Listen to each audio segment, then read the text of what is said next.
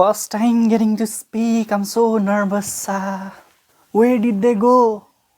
Why am I not getting chemicals that made me feel the joy of living? Don't you miss me, NBI? No. Wait. Okay. I will delete all these clips. NPI? Yes. Why are you sleeping all the time? Why don't you try going outside or traveling to mountains? What? I just want to rest. Always rest. You know, you're such a boring guy. So what? I'm not always trying to be cool wearing sunglasses inside the room. Actually, it suits my personality. Not born to be boring like you. You know, you are missing something, right? Hmm? My imaginary friend. For most of my childhood, I did not have any friends. So I made an imaginary one. For the context of this video, I have given him a name, Ima. I used to have friends when I was studying in grade 11 and 12. But now, at this point of my life, I have none. And that makes me wonder. For a brief period of my life, I had a group of humans whom I called friends. Why did I do that? How did all of that even start? A journey from a complete stranger to mentally connected humans, what we refer to as being friends. Well, I don't know, but let me find out.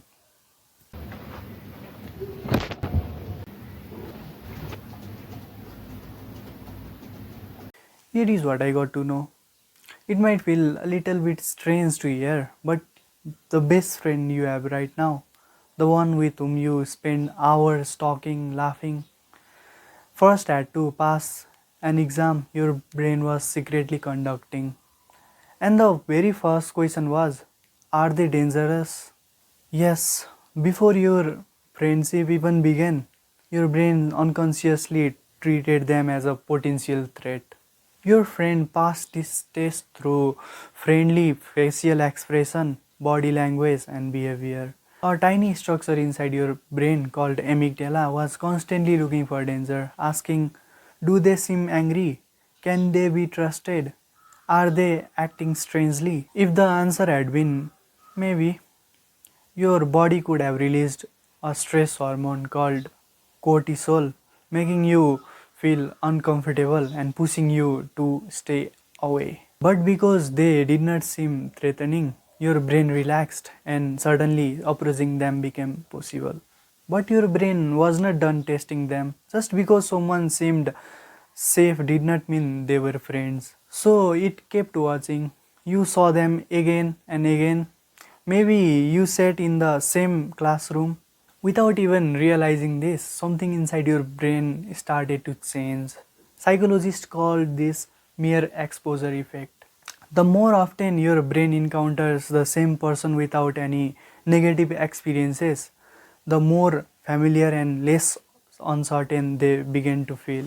The question slowly changes from who is this stranger to oh, I have seen them before. Then one day you both laugh, or they help you with something, or simply you enjoy talking to them. Now your brain pays attention. A group of neurons in the ventral tegmental area releases dopamine into the brain's reward system. Dopamine is not just feel good chemical.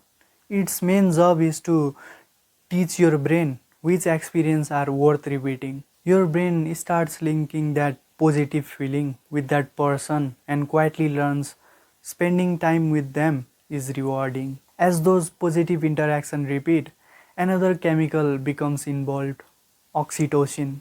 It does not magically create friendship. Instead, it helps strengthen trust and social bonding when repeated positive experiences already exist. That's why spending time going for a long, difficult hike or solving risky problem together gradually makes relationship strong. Meanwhile, your hippocampus is recording these interactions as memories. Over time, it builds a pattern. Your brain stops treating every encounter as something new and starts using past experiences to predict future ones. Instead of asking who are they, it begins expecting interaction with this person are usually positive. This process makes future conversation feel more natural and require less mental effort. Behind the scene, several brain chemicals contribute to this process. Dopamine reinforces rewarding interaction. Oxytocin strengthens the trust during positive social experiences. Serotonin helps regulate mood and support healthy social functioning. And endorphins, often released during shared laughter or enjoyable activities, create feeling of comfort and social connection. From a neuroscience perspective, friendship is not formed in a single moment. It emerges gradually as repeated positive experiences reshape the brain's expectations, strengthens neural associations, and reinforce social bonds through learning, memories, and reward systems. Oh, you dude! First time getting chance to speak. You might have been bored after listening to NPI's long lecture. Don't worry, I'm not like him. I'm here to give short and sweet information from evolutionary point of view. Come on! Imagine you are living hundreds of thousands of years ago. No hospitals, no supermarkets, just a dangerous world where surviving alone was really hard. You get injured, a predator appears, your food runs out. Now imagine someone beside you. They warn you about danger, share their foods, and help you survive, knowing you will return the favor one day. Oh, it's actually difficult to explain. From evolutionary perspective, that's incredibly valuable. Over thousands of generation, humans who formed reliable partnership had a better chance of surviving and passing on their genes. So our brain evolved to remember who could be trusted and reward cooperation. Every shared meal, every helping hand, every act of loyalty strengthen the bond. That's why friendship is not just an emotional accident. It's one of the humanity's oldest survival strategy. Yet this NPI asshole does not have that. Now that my imaginary friend Ima has gone, let me explain the missing feeling that we get when friends leave through sugar analogy. You probably don't think about sugar when it's in your tea or coffee. It's just there, normal. But imagine waking up tomorrow and drinking the same cup of tea or coffee without any sugar. Suddenly, something feels off. If you are used to it enough, you might even walk all the way to nearest shop just to buy it. Why?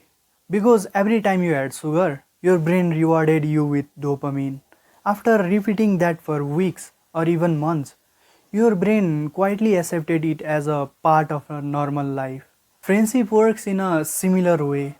Every joke you laugh at, every problem you solve together, every late night conversation you have, or random hangouts gives your brain a cocktail of feel good chemicals. Not just dopamine, but oxytocin, serotonin, endorphin, and more. Now imagine those friends suddenly disappear. The emptiness you feel is not only because the people are gone, it's because your brain has gotten used to all those rewarding experiences, and now your brain is like, where did they go? Why am I not getting chemicals that made me feel the joy of living?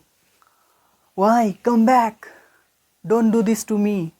Scientifically, it's less about the person and more about the craving for those chemicals. Don't you miss me, NPI? No, Wait, asshole. Wait, NPI. Oh, okay. Recording, huh? Recording. What was he recording? Let me see. Oh, okay. I will delete all these clips. Now you see. I'll delete all these clips.